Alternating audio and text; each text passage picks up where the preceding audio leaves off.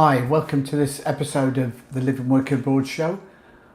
We're here to react to the budget, but in a way we're also previewing the Halloween budget to see where that's going to go and how that's going to affect us. It's an interesting scenario that we've got, and we've already know that leaks are coming out and we can see things that are going to happen and affect us. So what I want to do to start is to preview the impact and why some of these issues are going to change. There's a general scenario with tax that if we get taxed on our income, and we get taxed in the UK between 20 and 25% on the income that you earn. So if you earn any income, you're going to get taxed on that. And that's a fine thing, but income tax was only introduced 300 years ago, and it was controversial when it was.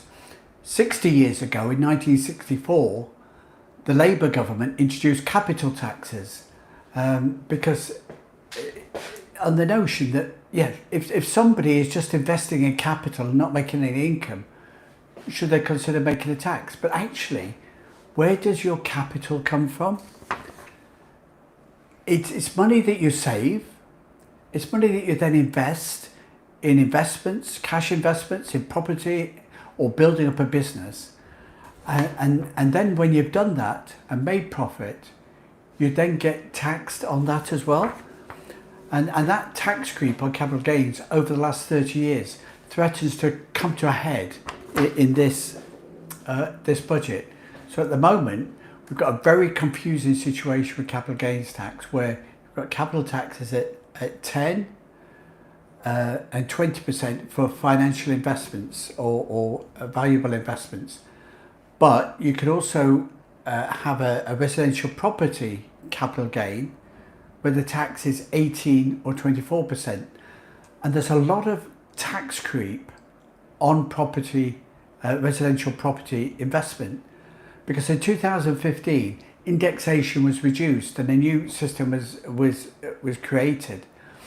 That meant that nobody had any capital gains tax if they were selling shortly in the few years after 2015. But now it's beginning to bite. So all your capital gain, including the inflation-related capital gain, it creates a tax on inflation as well as your capital gain. So capital gains now is metamorphosed in the UK from not just being a tax on the gains that you make from shrewd investment or from hard work in your business or from general property price, but it's on inflation as well.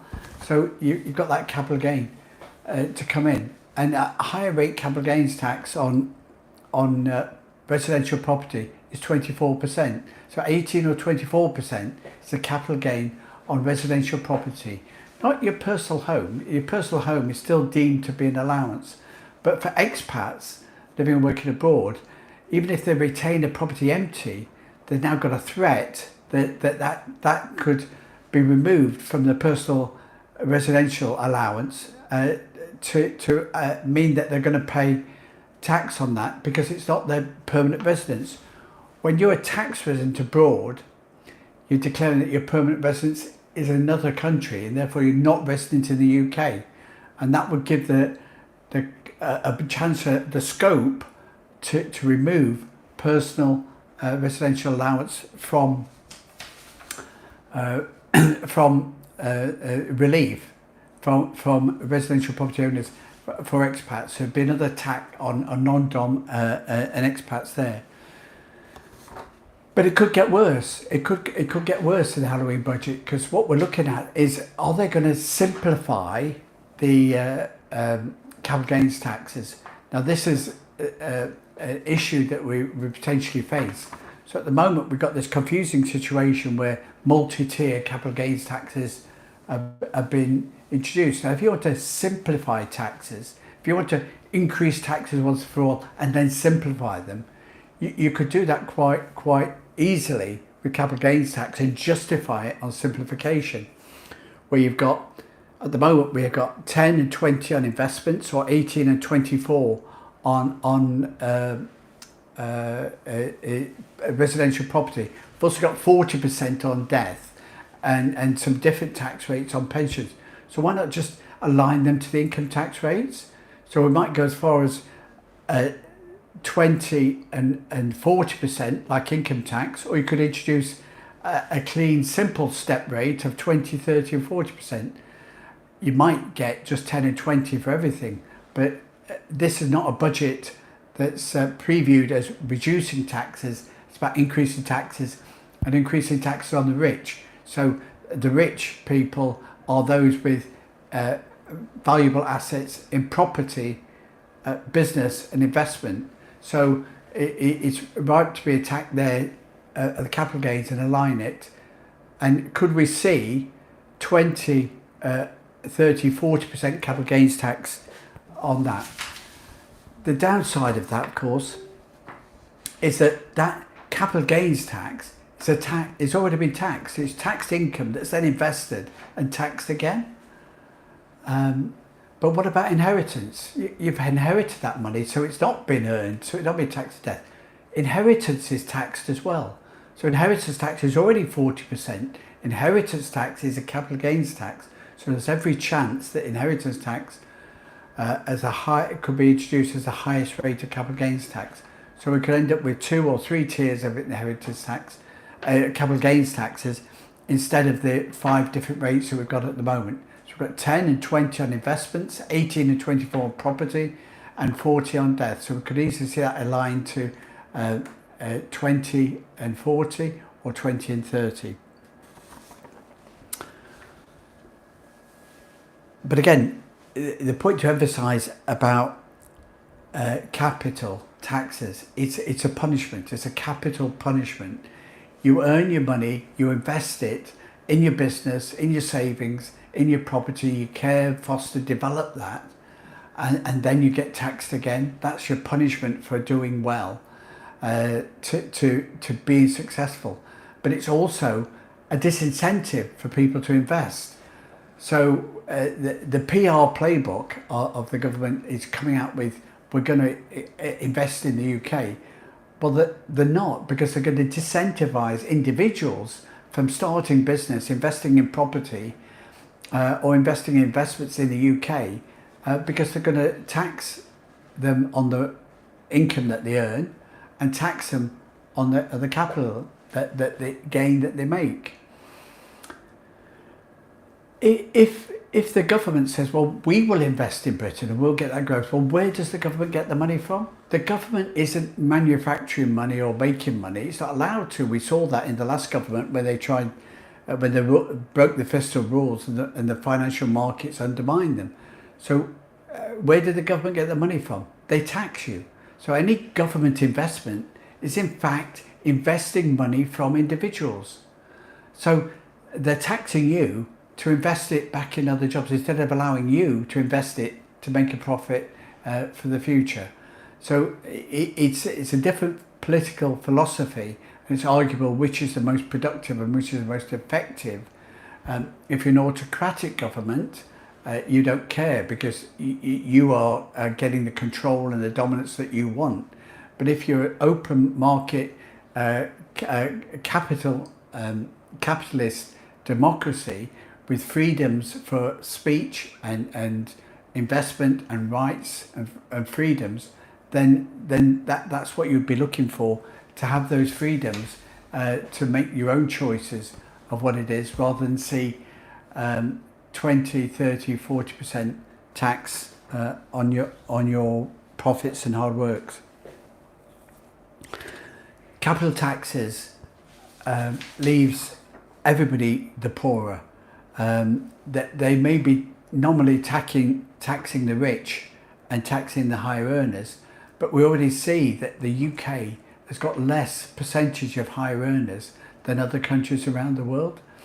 When you compare the UK to USA has got much higher salaries for its people. So everybody's being made poorer by this tax creep over the last 20 years with successive governments that said they know best to increase tax, to reduce government debt, but debt goes up because they spend more of our money that they tax us on irresponsibly, and as a result we end up being taxed even more. And this is the crunch that's coming forward and that we're going to see today.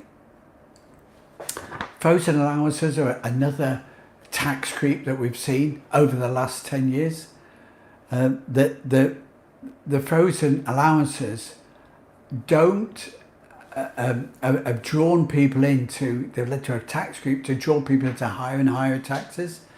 So now £50,000 is a high income, but it's not high internationally if that's what your job is. But already those people, normal working people, have been drawn into higher rate of taxes. So they're not going to have a tax increase by the 20% or the 40% rate going up.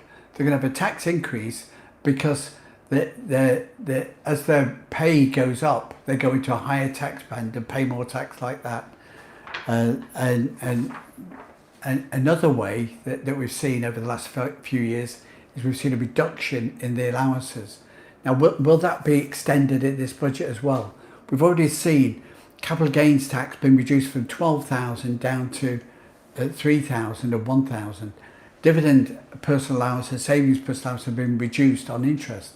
So by reducing those down below the level, and could they even be merged? Now we could say, why not just give people one personal allowance and take all dividends, all interest, all rental income, and put it all into an income tax rate assessment in the budget ahead. That's what we're looking at as a potential in the Halloween budget. At ProACT, we've got some solutions for that, and we'll cover some of those later on. But essentially, one of the ways that we can advise people to protect their family and business from tax is family trusts.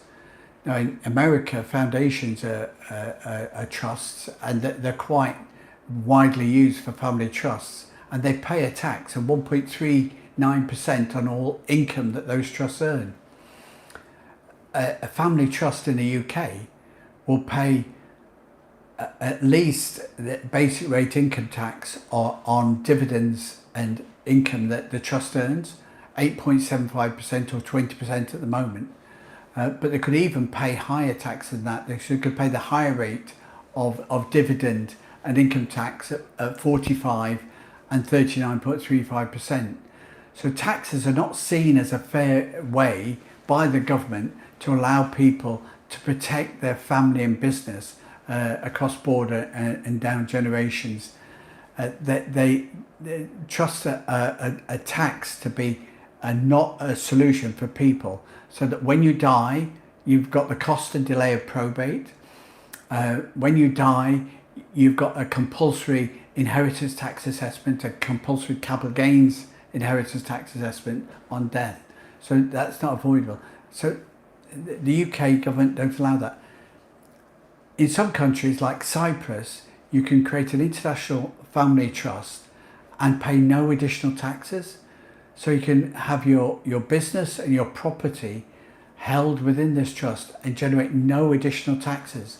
So it does work for families that they can have a low tax way that avoids the cost and delay of probate, avoids inheritance taxes at 40% on death, avoids those death duties at any time, and isn't taxed while the money is held in the trust. So your children, your family can benefit down the generations.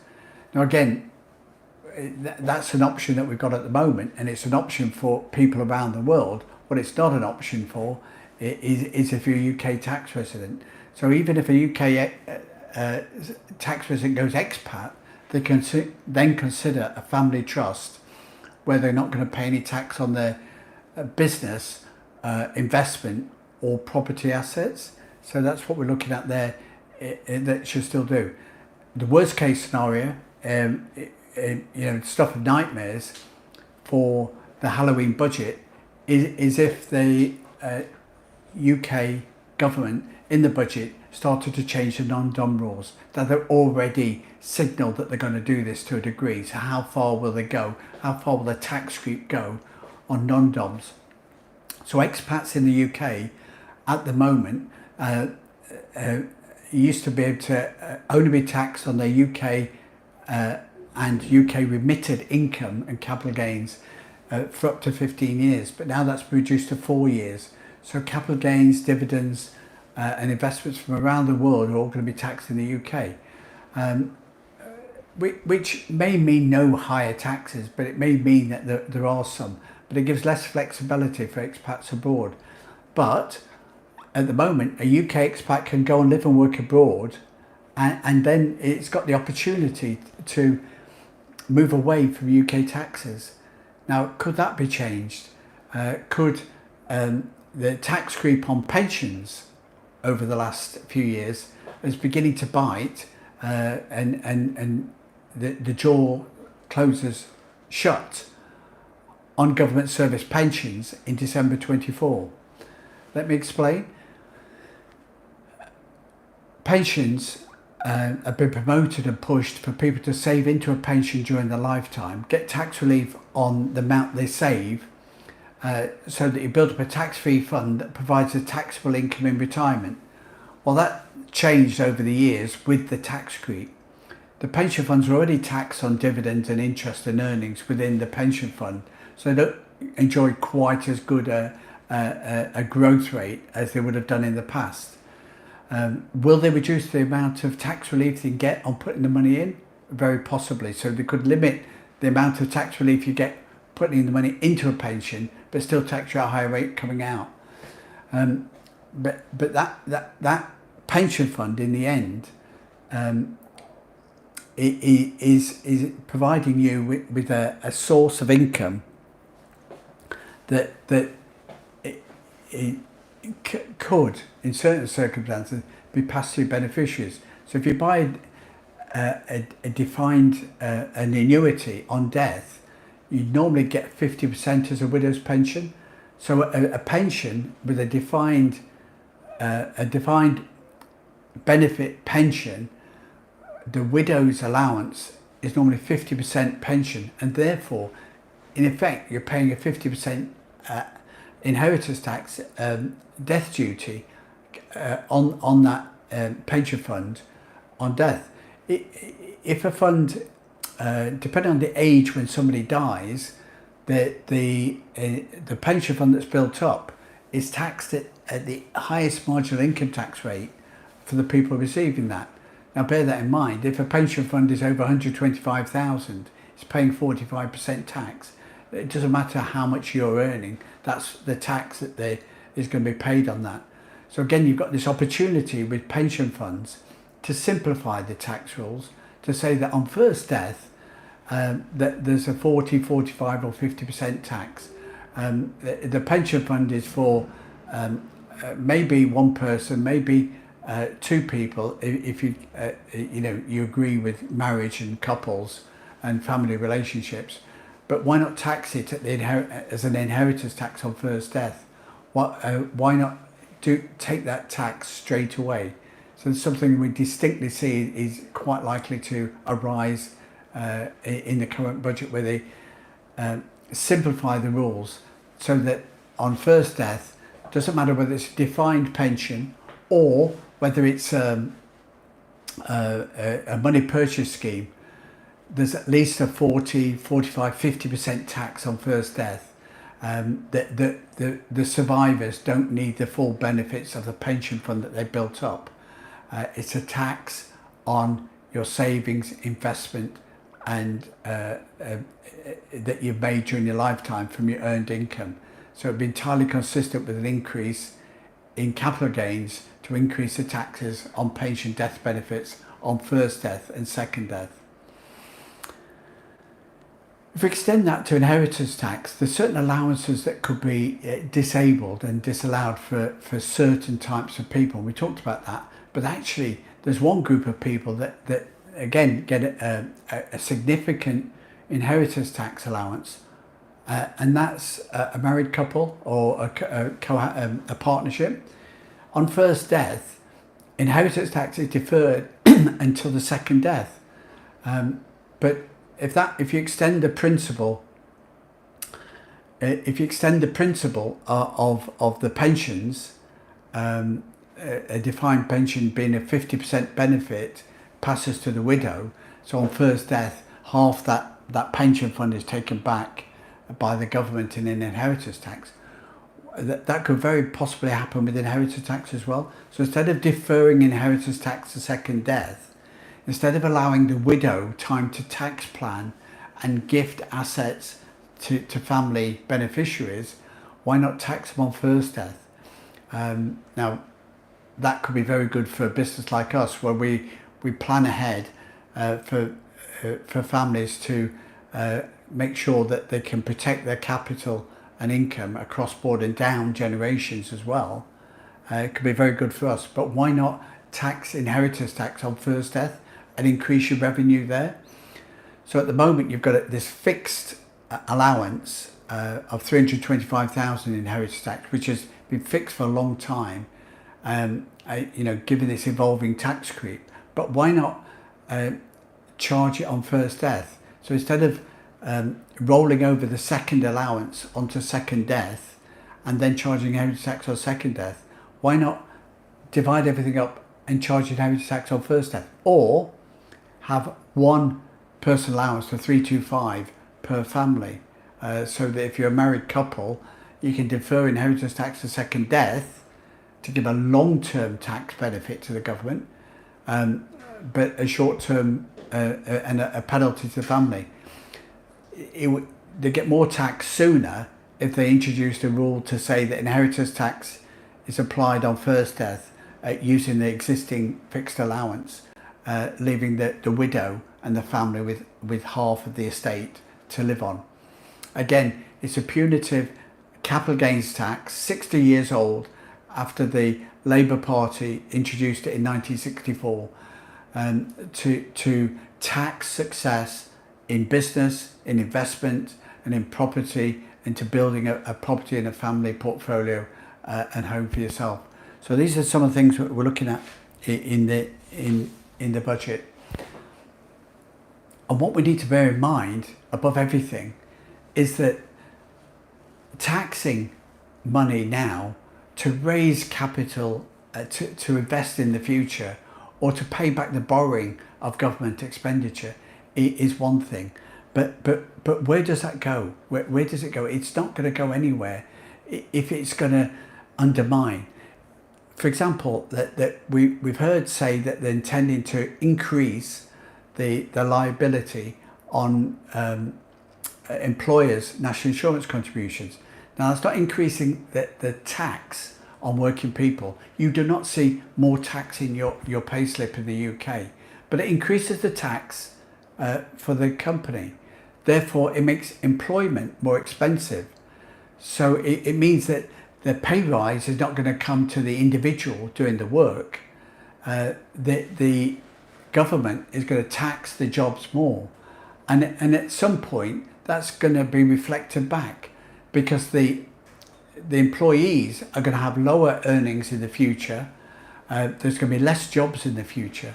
And this is the same every time you raise a tax, whether it's on income, whether it's on capital, you disincentivize the investment in jobs, in business, in property, and you end up, depending upon your political philosophy, well, we'll build more public housing, we'll make more public investment in jobs. But actually, that could be the role of the individual to use their capital and their income to invest in that business. But when you tax the income, then you tax the capital, and then you tax the death and the pensions, the incentive is removed from that. But that's what an autocratic government can do, to choose its way forward, one way or the other. And that's what we're looking for, to see which way it's going to go in the budget at the moment. The UK traditionally, and the media generally still talk up the NHS as being a great institution and a world-class service. But with all due respect, it's not. It's well-intentioned and it tries to do its best, but it's not a world-class health service. In Cyprus, we've seen that an NHS-based consultant came over and created a brand new health service, state health service in Cyprus, and it works very well, and it's fit for purpose. What it does in the health service in Cyprus, it cuts out all the rubbish. What it has is private suppliers investing their own money in scanning and testing and diagnostic treatments, so that people who need a test for cancer, who need a test for pregnancy, who need a test for breaks or strains or any other sort of disorder can get their test within days. Within days. They have to see the GP, which they can see within days, and then they can get their test done within a day. And within a week, the GP is able to consider and refer them to a consultant if needed. But the supplying companies, the private supplying companies, are using their money because they know that they're not going to be capital taxed.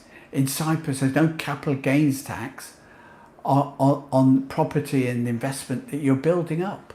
They tax the income, sure, but they don't tax the profit that you make by investing your money. So give that incentive to them.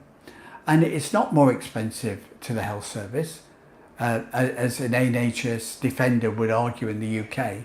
It's not more expensive because these private contractors have got fixed fee contracts. We will pay you €10 for an x-ray. We will pay you €5 for a blood test. They're not the real figures, but whatever it is, there's a fixed fee. And that fixed fee is offered to the private suppliers on a take it or leave it basis. If you don't want to accept the fixed fee service, then don't offer services to the health service. That is it. So and the remarkable thing is that you've got world-class, excessive testing centres available, so that everybody can see a GP and get a test done within a week or so. There are some catches. It's not completely free. Every time you see a doctor, every time you have a test, you have to pay £3, £5, £10, €10 per test. Not a high fee, not a full cost fee. A fee that could be claimed as a benefit, but generally something that's affordable by everybody every day. So everybody's contributing a bit to it. The other thing is that the health service is free to citizens. It's available to citizens. Anybody who's an expat, anyone who's not from the country, not a citizen of Cyprus, has to be a working and tax-paying individual. So it's not free to everybody who's a resident. NHS is available to everybody who's resident in the UK. It doesn't matter if you've lived in the UK all your life as a tax resident. The moment you leave the UK as a British citizen and a British taxpayer, become non-resident, you don't qualify for the NHS. And technically you could come back after 5 years abroad as a British citizen and get quite high penalties for medical treatment. The other type of person that qualifies for the Cyprus state healthcare is retired pensioners. So you've either got to be a citizen or working expat or with a state retirement pension to qualify for the world-class Cyprus health service. So if you're considering living and working abroad and want to have low tax and protect your family against capital taxes and inheritance taxes in the future, a Cyprus family trust could do that, and Cyprus tax residency could do that for your business, your property and your investments. For more information, contact us at proactpartnership.com. We're going to be commenting on the budget as it goes ahead now, and it's due to start, but of course there's some politics going on as well.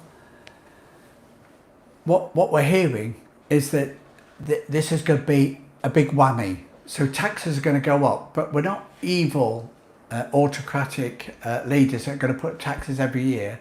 What they're doing is a sensible thing for their PR playbook, is that they want to make a difference and get re-elected in 5 years. So they're putting all the tax rises into one budget. And that's why it's going to be very, very high and tough on people. And we need to get used to it. What we need to do is remember how much tax we're paying in 2 years compared to what we would have paid with this no change or with reduced taxes. So this is what we need to see now. So at the moment, I'm quite happy with the situation.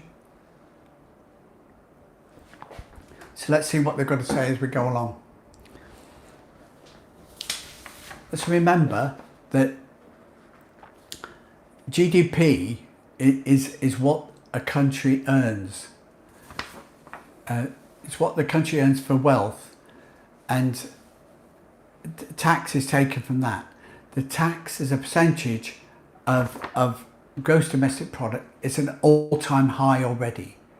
Okay, so to say that there's a gap in funding, it's already there, but the gap is already there, and the tax is already at the highest level. So if you increase the taxes again, that's going to increase the percentage of tax on GDP, and it's not going to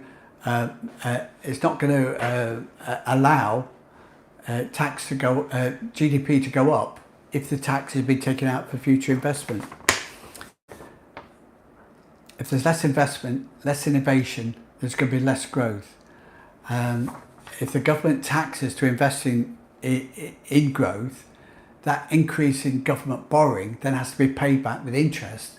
So your tax is not just investing in the future, it's also paying the interest on the government debt that's already out there.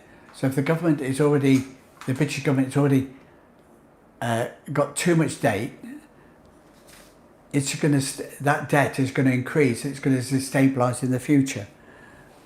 A Cyprus Health Service demonstrated private enterprise will invest and provide the services if they're allowed. If a government borrows less, it allows investment to individuals to invest and grow. So we will see which way round it's going to go.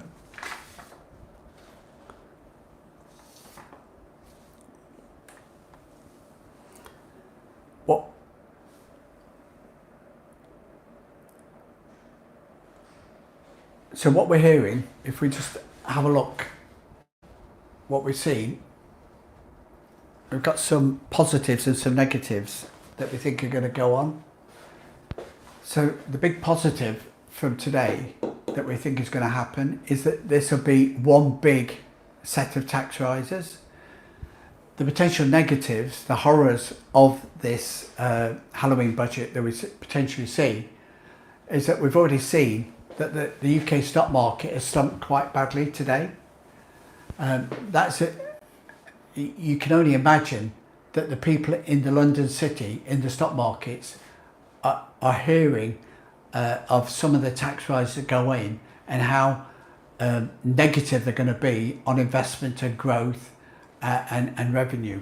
Good for the government to get more tax, but not to allow investment in business and growth in business.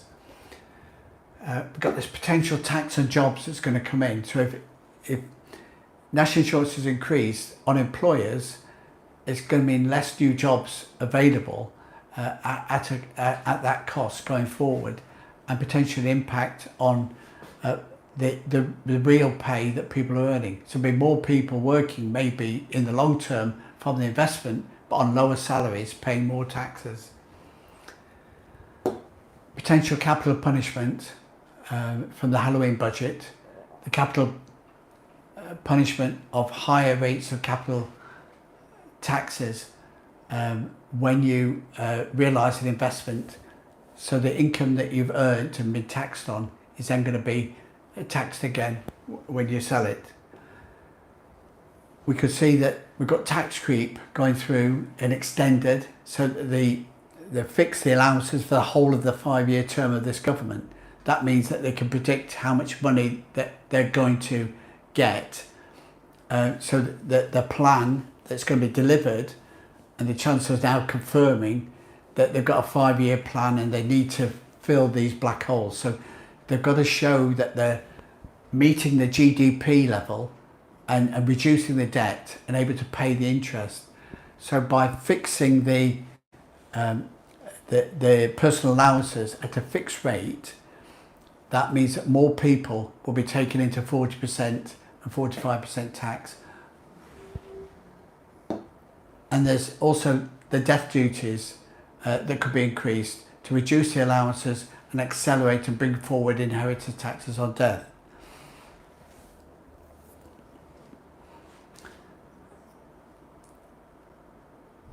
But an interesting thing that we've got is that what the Chancellor's saying is that she's going to publish a detailed report about what the 20 billion black hole is, unfunded public projects. But this is precisely the point. What does a government do? Does a government tax to pay for those public projects, or does it abandon the public projects? Do you need a government to invest 100 million in the health service if you can't? If you've got 100 companies who invest £1 million in blood testing and X-ray care and other medical tests to provide a quicker, faster service for a health service. You don't need a public service to deliver excellence in service. The hotels you go to, the retailers you go to, the tax advisor you go to are not public services, but they can still provide an excellent service without necessarily a waiting list. We will see. So the hole in public finances is only if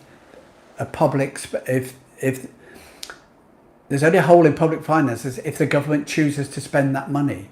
Should the government not spend that money, then that could be a better thing. Does a government minister need 160,000 salary?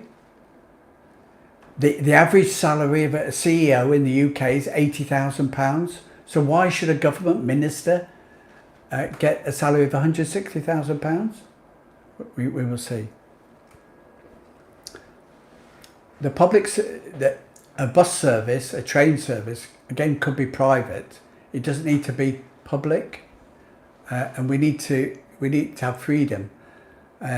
Regulation is another thing that creates the foundation for creating public services, and this is what we want to see. So what we're hearing from the budget is that the government are looking at taking the businesses that have been privatised over the last 20, 30 years with heavy public regulation and heavy public subsidies, that those are the businesses that are going to be invested in to bring them back under public ownership. Trains, water, the like, and road maintenance and planning are all going to be brought back under public financing, and that's where the money will be spent from the government rather than an individual.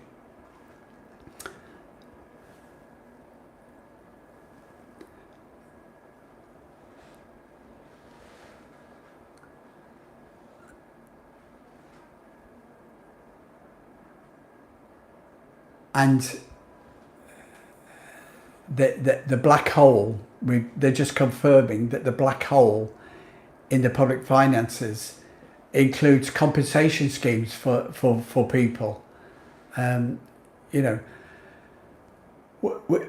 we do want people to be treated fairly, but it's not necessarily, to attack a government for not allowing for compensation schemes, is quite bizarre. That's something that comes up, and they've just mentioned the post office, for example. Is that a government service, or is it a public service, or is it a private service? It's kind of in between. But again, it's part of the malaise that we've got in the UK, where we've got this semi-autonomous public-private finances that don't work, and because they haven't got the incentive for people to turn effective, productive solutions. Okay.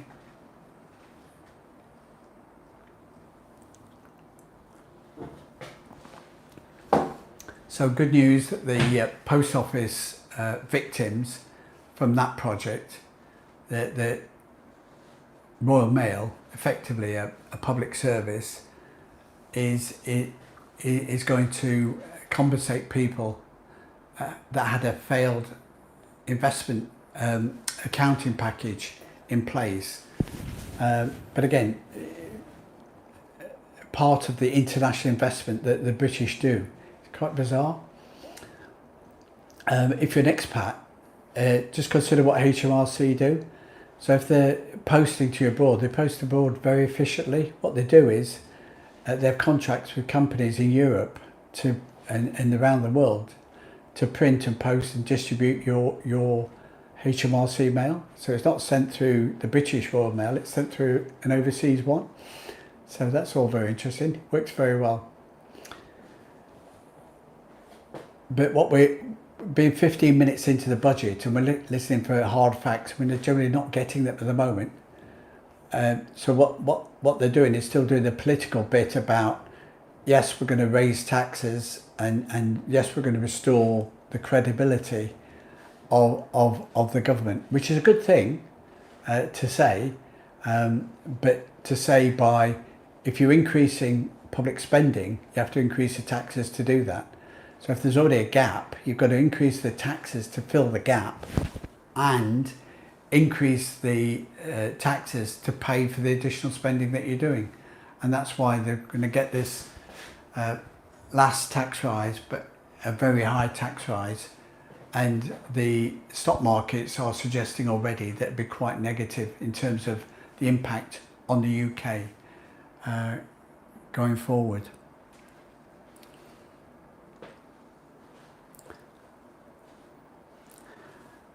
One of the potential tax that could come in, there's quite a momentum building around the world among the G20 to introduce a health tax.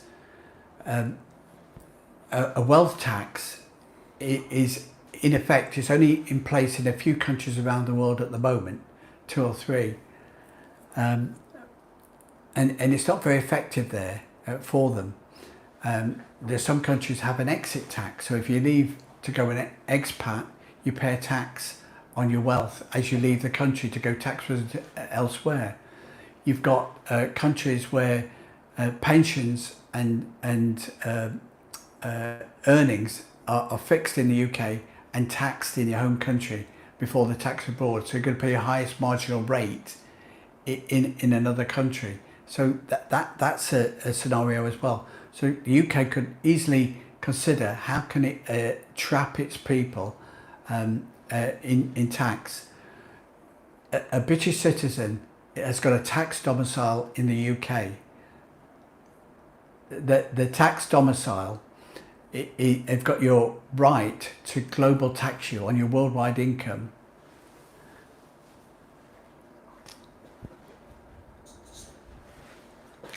So what they're doing is what they could do is get a situation where an expat has their income, their worldwide income, fixed in the UK, even though they become tax resident in another country. Let's give an illustration of that. Pensions are government pensions, service pensions now, from December 24, all government service pensions are taxed in the UK first. Now, if you're in a high tax country, if you go to live in a high tax country, and your pension tax in the UK is only 20 or 40%, that's no bad situation. But if you're paying a 45% tax in the UK, you won't pay more in your other country of tax resident, but you're paying the highest marginal tax rate in the UK. So it doesn't necessarily generate more tax for the UK, but what it does mean is that you're going to get at least a top up. So if somebody wants to move to a country like Cyprus, where you've got 5% tax rate on pensions, for them to tax at 45% on top, then the UK are going to keep that 40%. A wealth tax is something that's in between. So if they introduce a wealth tax of 1 or 2% on all your earnings, suddenly it generates that extra bit of revenue. So even people who've got creative ways of earning money and wealth are still going to pay a bit more tax. So in some countries like Portugal, they call it a solidarity tax, 2% on certain types of income.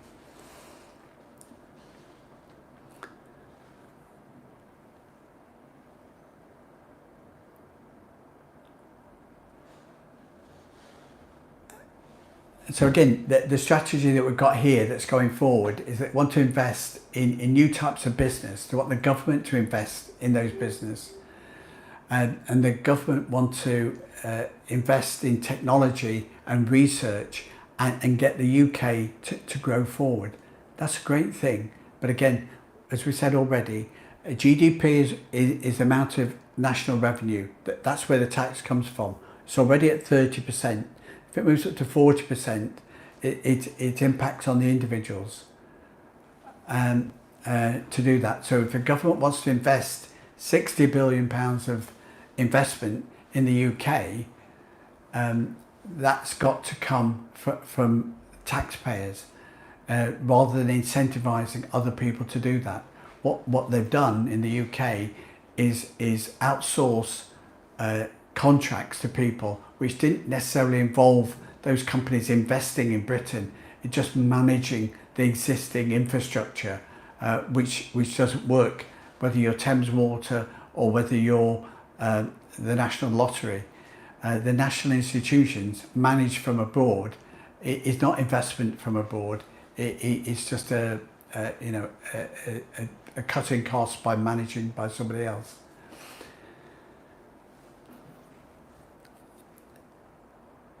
Recently, the British steel industry closed down, and the UK government, the last UK government, paid over £600 million to Tata Steel for them to mothball and close British steel building and investment. And so now there's no steel making or coal mining going on in Britain, and there's no potential investment going forward. Fracking and coal mining in America is a very wealthy source of power, makes them very economically independent. Not for the UK though. Interesting, Tata Steel is a large Indian company, and what it has is lots of steel companies and lots of coal mining activity, releasing carbons into the environment in India. So all that the UK has done is exported its carbon dioxide production into India.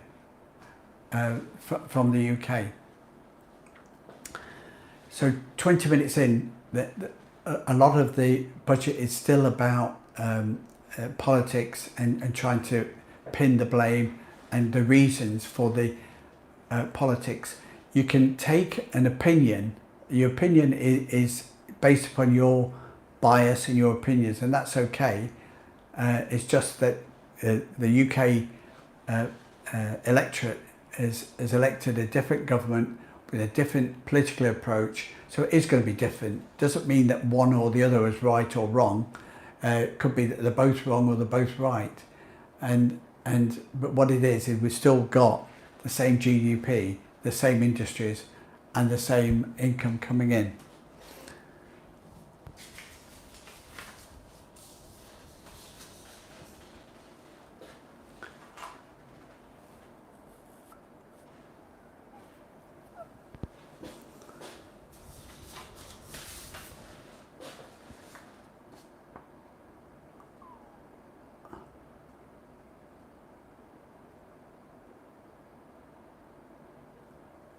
That's marvellous. So the good news is that the government are targeting all their government services with a 2% increase in productivity in the next year using technology. So there's two ways to increase productivity. One is to allow people to do more with their job using technology. So you have to invest in the technology to allow them to do more work and to get more done. The other way to increase productivity by 2% is to cut costs, and the quickest way to cut costs is to cut jobs. So if you've got 100 employees, you sack 2 of them and leave the 98 to do the job of 100, and then you've increased productivity by 2%. Let's have a look at some of the difficulties that you've got with residential property. Residential property in the UK, all property capital gains are fixed to the UK. So the capital gain liability arises in the country in which it's held. So as a UK taxpayer, as a UK domiciled taxpayer, you've got a potential capital gains liability on any of your fixed assets, even when you're living and working abroad. So this, if a government wants to attack taxpayers who have got no live, who are living abroad and they're not working in the UK, then these people are very easily capable of being taxed for this capital gain. So it makes it very, very difficult for them. The capital gains tax on property sales, residential property sales, is 24%. So when you're buying property in the UK, you're paying stamp duties to get into the arrangement. You pay tax on all your property rental income, and then capital gains tax when it goes out. And if capital gains tax goes up, it traps it even more. So that could see that we get a property slump.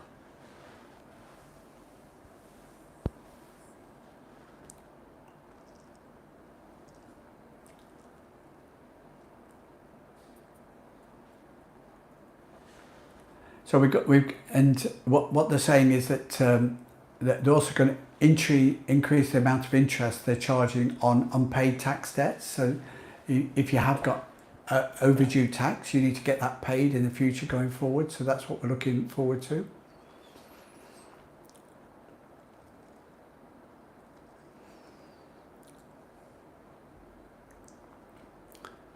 So what we could see,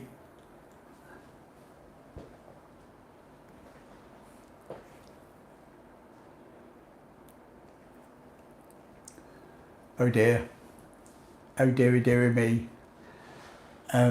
Minimum wages are something that do exist around the world. So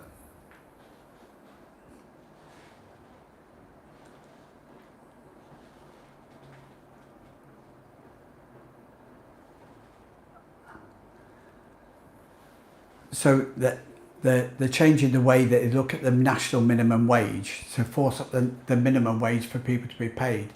So this is a good thing if you're on a minimum wage, but again, it's increasing the cost of employing people, and it will mean that people at the bottom will earn more.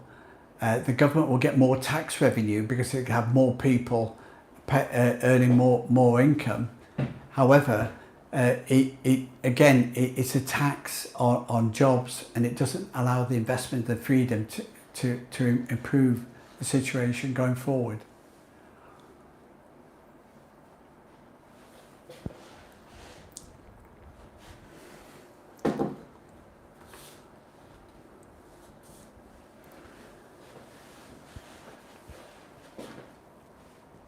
So we talk about taxes on jobs and the impact that has on employers and how that can affect the workers. So the workers could get a short-term benefit, but if they get a short-term benefit that impacts the employer as well, then what is the longer-term reflection? So a tax change can change the rules now, but what is the long-term impact on the overall pay packet and earnings and number of jobs for people? So And what they're doing is they're announcing a series of changes and increases, what have you, but they're not saying when these increases come in. So when in the UK, the tax year is April to April, 5th of April to the 6th of April to the 5th of April. So what we're looking at is announcements being made now when they say that income is being increased in the next year. So those could be the increases that apply from next April next year. So all the increases that are being introduced are being suggested that are going to be introduced in the next tax year. So we need to look at this when we see the details released after the budget. The tax rises are more likely to go up straight away, and they apply. So if you start selling capital assets or earning money from today, those tax liabilities on dividends or taxes could go up straight away. So that's what we're seeing there.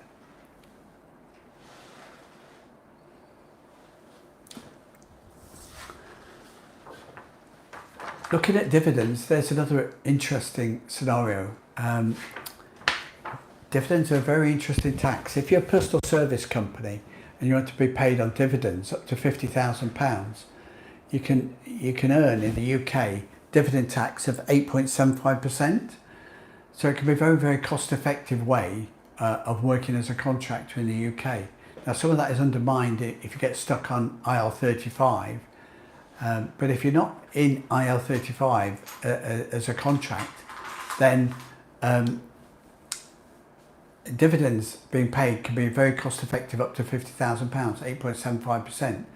But after that, dividends jump right up. So you're paying at higher and additional rates of tax, 33 or 39% tax on dividends. So we wonder how that will be. Why not tax dividends as if they're any sort of income?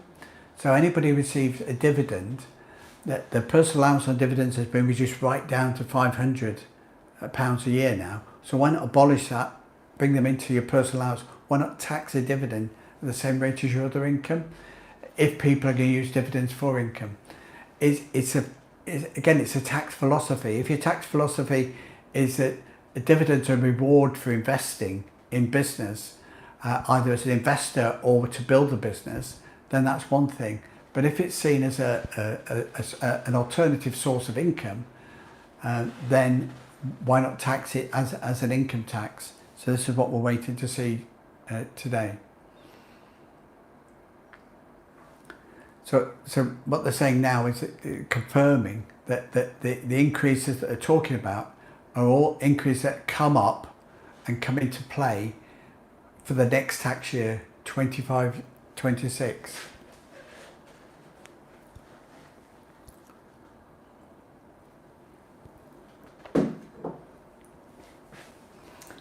And the RPI increases, the inflation increases in pensions for the UK taxpayers are standard approach that has applied over the last 10 years.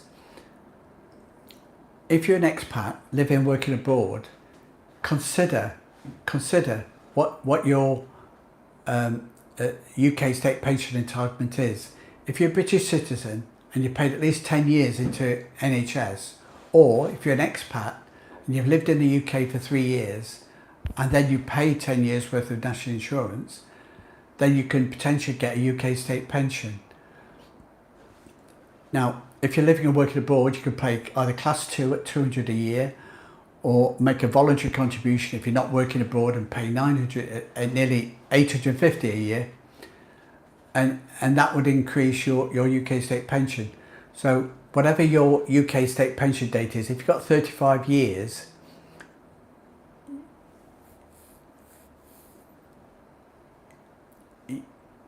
you can add national insurance contributions. Now that UK state pensions have been changed over the years, and there's quite a radical change introduced by Gordon Brown 20 years ago, and he allowed people to catch up on missed years to make up the shortfall and reductions in state pensions that were being made at the time. So although state pensions are looked at as being quite generous now, they're not as generous as they used to be before with people on the old state pension scheme. However, if you're an expat going to live and work abroad, you should consider contributing still into the UK National Insurance Scheme. Ask ProACT how, and will help you to get your contributions going to maintain Class 2 where you're living and working abroad, which means that even if you're working in a country with no state pension, you will still get your state pension back in the UK. Even if you get a state pension or works pension in another country, you'll still get your UK state pension as well.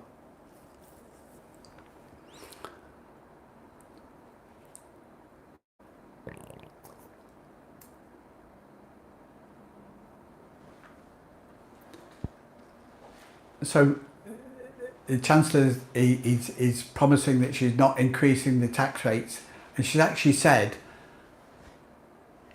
working people will not see an increase in their taxes in their budgets today, which is true because they're not going to increase the tax rate today. But if you freeze the allowances and you put up the pay to put you into a higher tax rate, then you will have more tax to pay a year. So the increase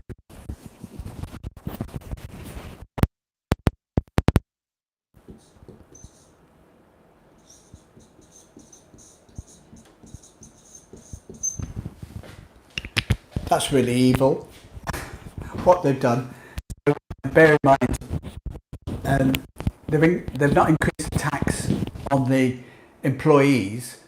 What they've done is they've increased the employer's national insurance rate by 1.2%. So in your payroll, there'll be some extra tax that the employer will pay, but you won't pay. But in their payroll budget, that means that the company have got less money to pay for pay rises or to recruit more people to help.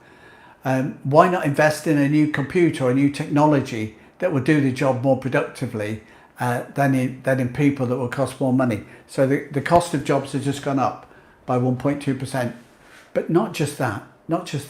What they've done is they've reduced the rate at which employers' national insurance starts to £5,000. So all the talk about increasing the minimum wage, to benefit people, they're saying that you're going to stop paying taxes sooner.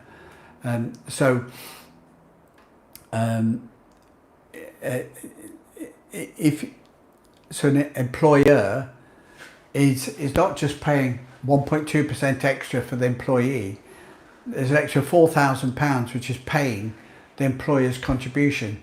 So that's about 12%, about £500 extra per month that somebody's paying as an employer on somebody with a £9,000 salary a year. So even part-time workers are going to be dramatically affected with additional taxes to be paid.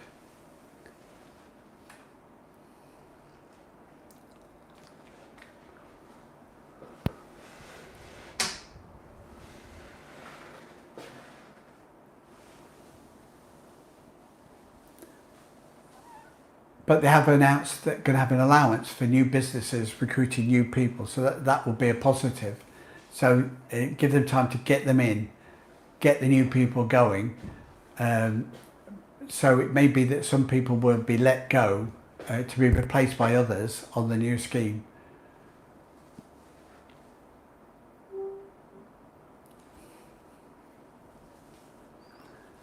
So my prediction that I've been making on capital gains has now been confirmed. So they simplified the capital gains tax rate. Investments and valuables were taxed at 10 or 20 compared to residential property of 18 and 24. That's now been aligned.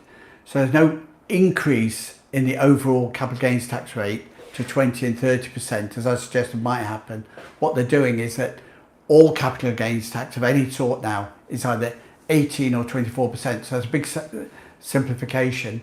But it's an 800% for basic rate taxpayers and a 20% increase for high rate taxpayers in the capital gains tax. That means that your taxed income that you invest in your savings and property and business are then going to be taxed more later on.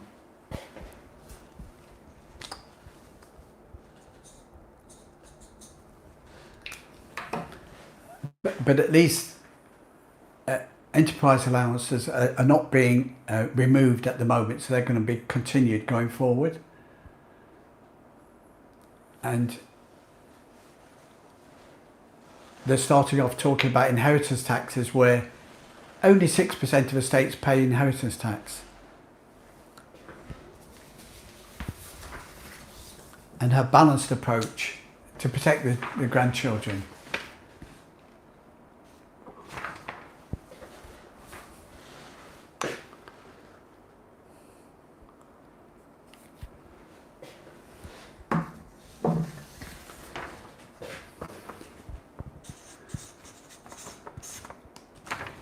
So the frozen inheritance tax rate of 325,000 it is being maintained now to 2030, and they're not going to remove the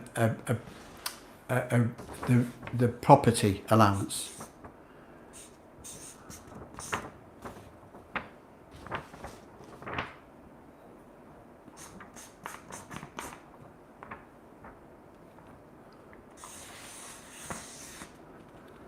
So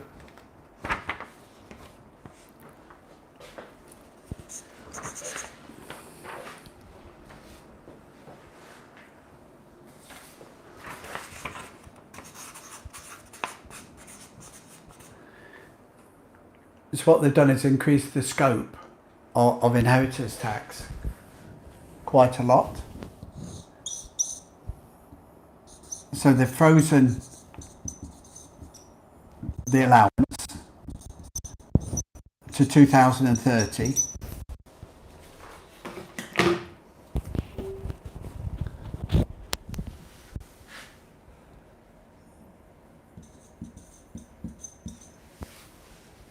What they've said as well is that on pension that's inherited, that's now going to go into inheritance tax. So you can't inherit a state pension, a pension fund, without paying inheritance tax as well. And also there's going to be no allowance of inheritance tax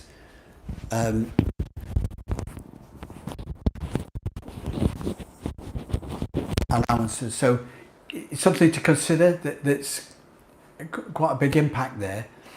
So pension funds, which are, you get tax relief on it going in, a taxable income coming out, but the allowances of potential inheritance tax-free pension funds is being removed. So they're treated as either an inheritance tax or an income tax at the highest marginal rate. So you're going to be paying 40 or 45% tax on that pension fund if that's inherited by a descendant.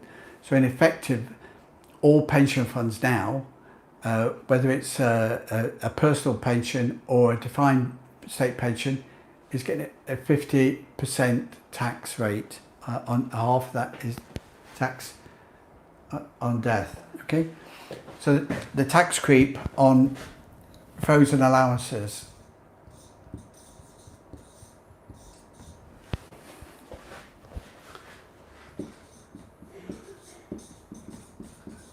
We've got frozen allowances which are being maintained in the foreseeable future, whereas with inheritance tax is also got frozen allowances, along with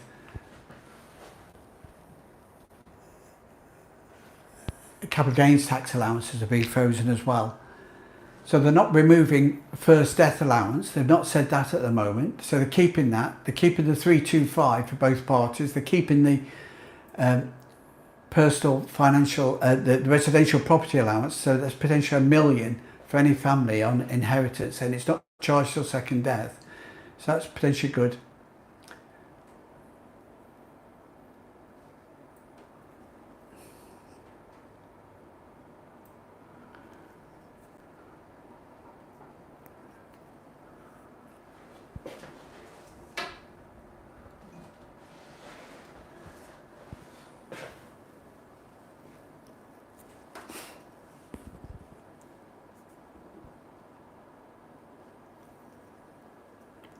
So that's good news. So we've seen a lot of pubs closing down in recent years, but they're going to get some additional business relief for when they're being sold.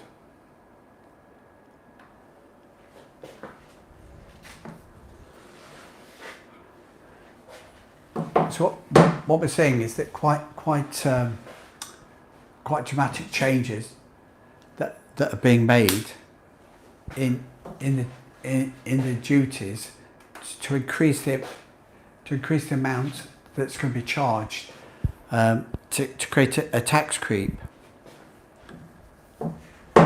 So this is what our concern is. So that by freezing an allowance, more and more people are going to be brought into that. So good news. I really thought they would cut into inheritance tax to charge it on first death at a higher rate. They're not, but they're still building themselves up a potential tax net to come in the future, which counts as a credit in the credit rating to offset against that public debt and the gross domestic product.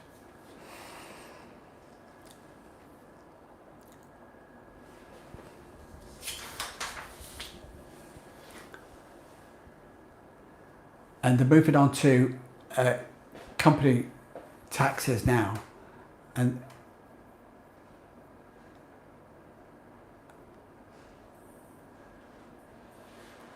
it's quite interesting. So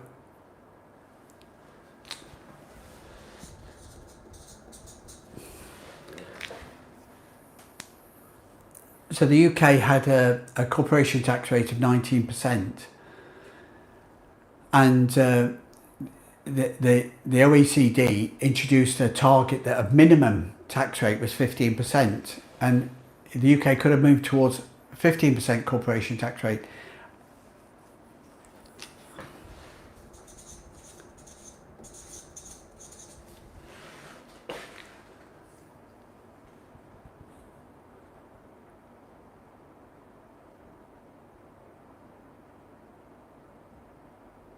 Oh, so that's good news. So we've had this situation for years.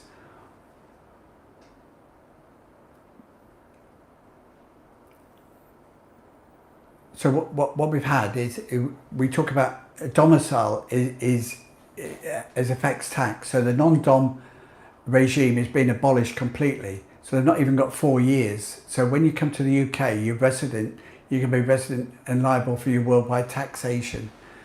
And that will mean quite a few adjustments. But the double taxation treaties that already exist for expats will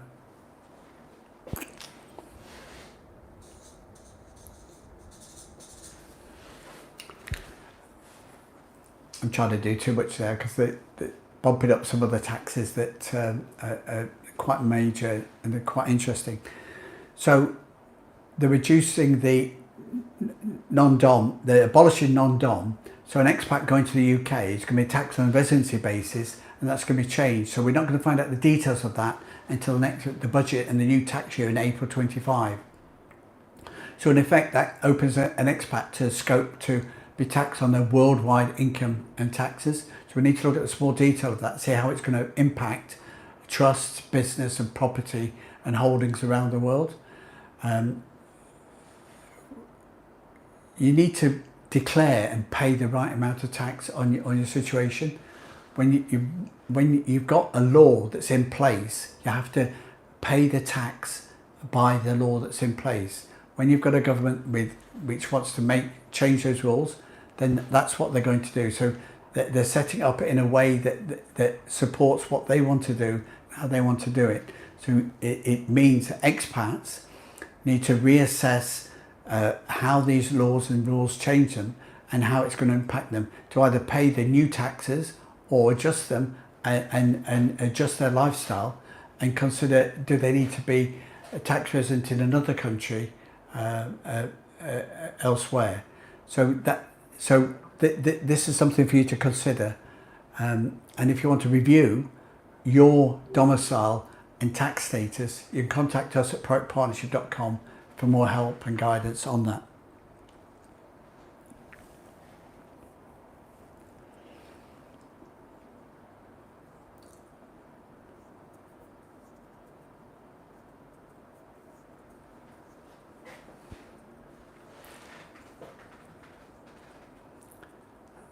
And also confirming that the objective is to raise taxes to support public services. So this is the way it's going to go. So increasing public investment.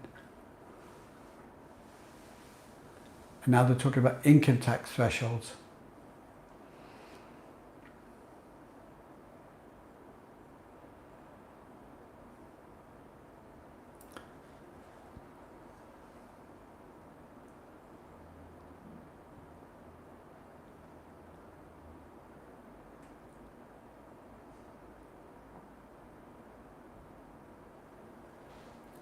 So they've actually backed down now on the personal allowance.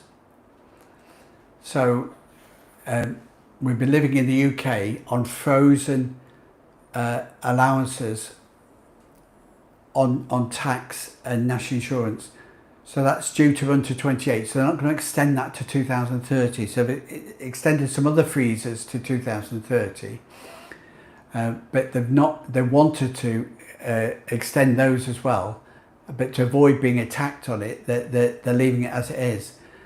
And that should mean that there'll be the scope for the next 2 or 3 years when frozen personal allowances will draw more people into higher taxes. After that though, the potential is for the personal allowance to be indexed after that.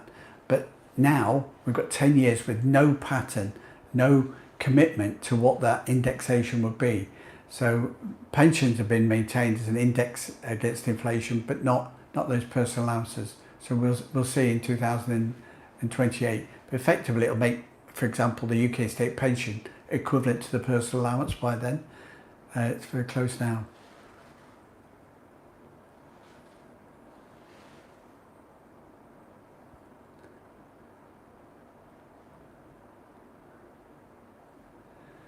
So I think that's most of the budget highlights done now. I'm not sure what else we can cover in today's thing, today's event. The Living Working Abroad show is each week, once a month on YouTube, but we cover it in other areas on LinkedIn, Twitter and Facebook pages as well. So you can follow us and contact us over the next 6 months as we develop and understand the ideas and how they're affecting expats with investments in the UK and living and working abroad, how that's going to affect your business and your property and your investments across border and down generations. Don't forget that we've still got options to use a Cyprus Family Trust that gives you with no inheritance tax and no probate costs when you die. So contact us at ProACTPartnership.com and we can help you some more. Thanks a lot for listening, and we'll see you next time.